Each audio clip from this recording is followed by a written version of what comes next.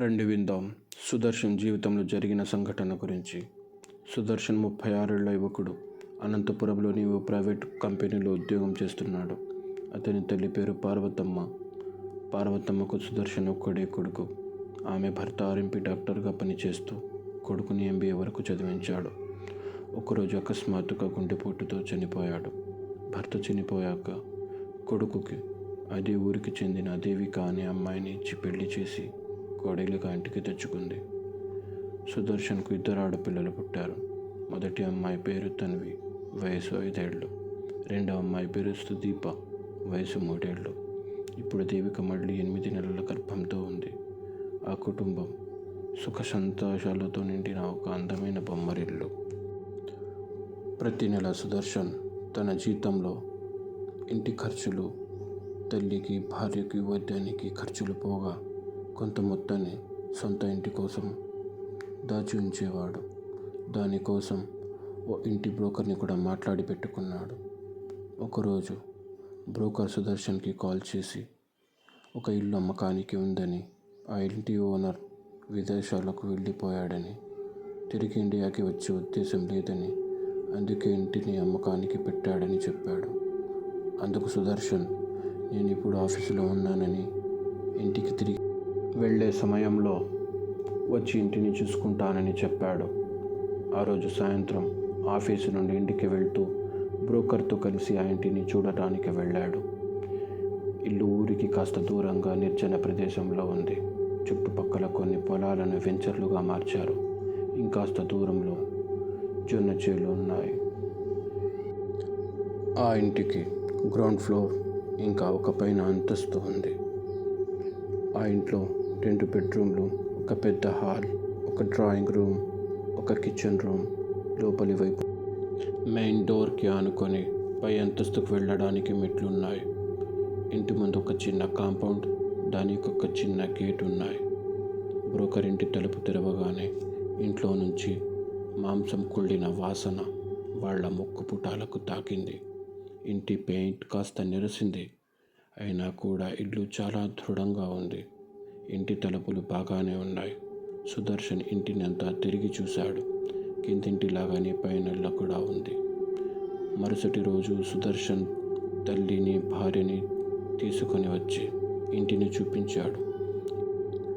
ఇల్లు వాళ్ళకు కూడా బాగా నచ్చింది. కాబట్టి డబ్బు మొత్తాన్ని చెల్లించి ఇంటిని తల్లి పేరు మీద రిజిస్ట్రేషన్ చేయించాడు. ఇంటికి కొత్తగా పెయింట్స్ వేయించాడు. ఒక మంచి రోజు చూసుకుని సుదర్శన్ కుటుంబం పాలు పొంగించి గృహప్రవేశం చేసింది. ఆ రోజు ఇల్లు సర్దుకోవడం వల్లనేమో అందరూ అలసిపోయి తొందరగా నిద్రపోయారు.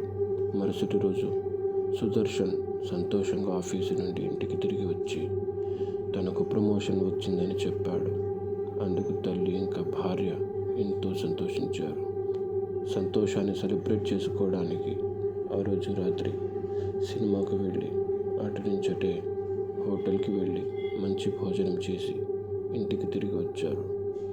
అప్పుడు రాత్రి 11 దాటింది. పిల్లలిద్దరూ దారి మధ్యలోనే నిద్రపోయారు. అందరూ ఇంటి కాంపౌండ్ గేట్ తెరుచుకొని ఇంట్లోకి ప్రవేశించారు. అలసటతో సోఫాలో పిల్లలిద్దరిని పండుకోబెట్టారు. వాళ్ళు కూడా సోఫాలో కూర్చున్నారు. వాతావరణం నిశ్శబ్దంగా ఉంది.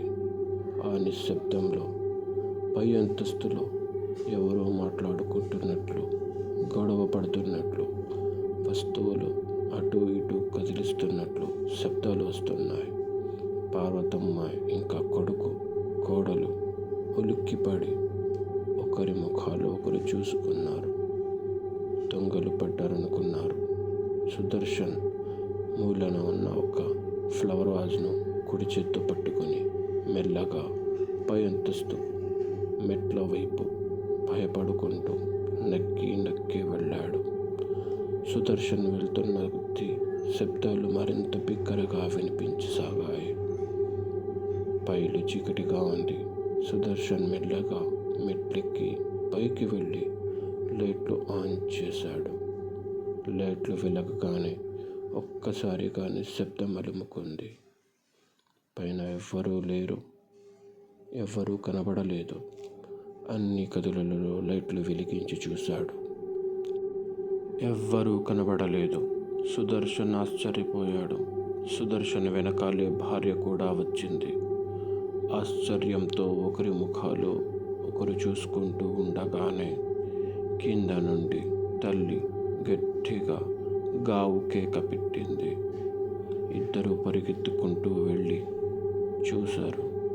అంతసేపు సుఖంగా నిద్రపోతున్న పెద్ద పాప తన్వి జుట్టు విరబోసుకొని ఇంట్లో ఉన్న పెద్ద చేపల అక్వేరియం మీద కూర్చొని అందులోని ఒక పెద్ద చేపను పట్టుకొని కోపంగా ముందరి పళ్ళతో కొర్రికి నమిలి తింటుంది.